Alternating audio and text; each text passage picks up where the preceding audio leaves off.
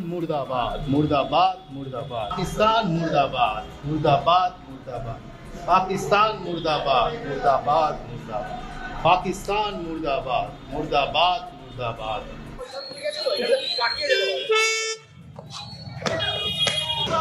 पाकिस्तान मुर्दाबाद पाकिस्तान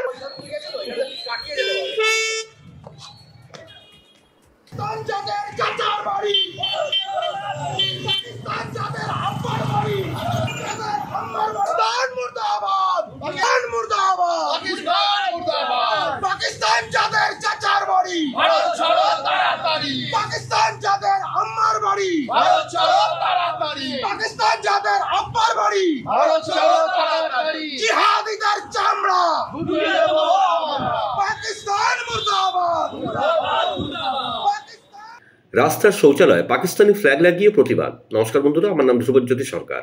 পেহেলগামে নৃশংস জেহাদি হামলার ঘটনায় ইতিমধ্যেই ক্ষোভে ফুঁসছে গোটা দেশ। এই হামলার পেছনে পাকিস্তানের যোগসাজশের ঘটনা সামনে আসতেই প্রতিবাদ আরও তীব্র হয়েছে। পাকিস্তানকে সমুচিত শিক্ষা দেওয়ার দাবি উঠেছে সর্বস্তরে। কোথাও আবার প্রতিবাদ স্বরূপ পাকিস্তানের পতাকা পোড়ানো, বাথরুম শৌচাগারে পাকিস্তানের পতাকা লাগানো, পাকিস্তানের পতাকায় পা দিয়ে মারিয়ে যাওয়ার মতো ঘটনা ঘটেছে।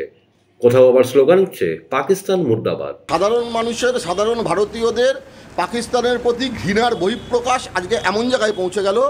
সাধারণ মানুষ আজকে এই সুলভ শৌচালয়ে মানে পাবলিক টয়লেটে যেখানে মানুষ মল মূত্র ত্যাগ করে, সেই মূত্র ত্যাগের জায়গায় প্যানের মধ্যে পাকিস্তানের মুর্দাবাদ লেখা, পাকিস্তানের পতাকা মানুষ স্বতঃস্ফূর্তভাবে লাগিয়ে দিল।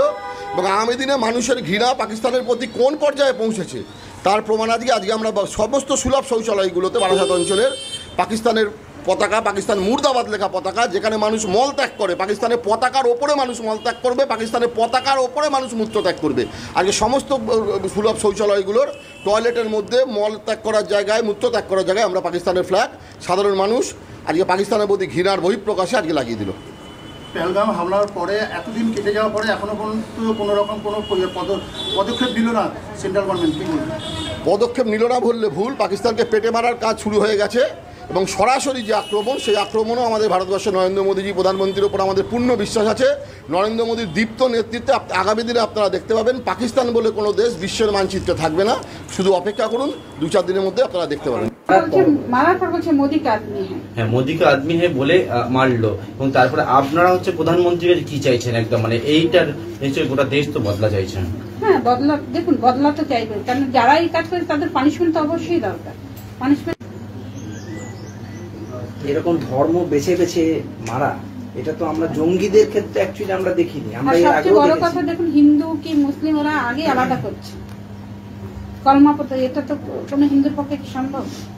আর কেউ কি মানে কাশ্মীর ঘুরতে গিয়ে বা কাশ্মীর কেন, যে জায়গায় যে কোনো জায়গায় ঘুরতে গিয়ে কেউ কি ভাবতে পারে এই জিনিসটা হতে পারে কারোর সঙ্গে? এটা বিদেশ না, নিজেদের দেশে যদি আমরা সুরক্ষিত না হতে পারি, আমরা যদি ফ্রিলি মুভ করতে না পারি কোনো জায়গায়, তাহলে এটাকে কি বলা? বন্ধুরা, ভিডিওটি ভালো লাগলে দয়া করে লাইক শেয়ার করে দেবেন, আমাদের পেজটা ফলো করে নেবেন আর আপনার মতামত কমেন্ট করে অবশ্যই জানান। ধন্যবাদ।